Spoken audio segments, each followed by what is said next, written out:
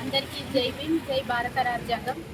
ఈరోజు ధర్మ సమాజ్ పార్టీ ఆధ్వర్యంలో మా అధినేత డాక్టర్ విశారదన్ మహారాజ్ గారు ఆదేశాల మేరకు మేము 1,00,000 ఉత్తరాల పోస్టులను ఈరోజు సీఎం ముఖ్యమంత్రి గారి కార్యాలయానికి పంపించడం జరుగుతుంది. ఎందుకంటే 26 జనవరి రిపబ్లిక్ డే రోజు, ఆ రోజు మనకు రిపబ్లిక్ డే తెచ్చింది మన అంబేద్కర్ గారు. భారత రాజ్యాంగం ఆ రోజే అమలైంది. కానీ ఆ రోజు కనీసం అంబేద్కర్ చిత్రపటాలు కూడా లేకుండా ఆ రోజు ఫ్లాగ్ హోస్టింగ్ చేయడం ఎంతవరకు కరెక్ట్ అని మేము ఈ సభ ద్వారా డిమాండ్ చేస్తూ ఉన్నాము. ఎందుకంటే అంబేద్కర్ ద్వారానే మా అణగారిన వర్గాలకు జీవితం వచ్చింది. మేము చదువుకోగలుగుతున్నాము, మేము పని చేయగలుగుతున్నాము. మాకంటూ ఏదన్నా గౌరవం వచ్చింది అని అంటే అది డాక్టర్ అంబేద్కర్ గారి వల్లే.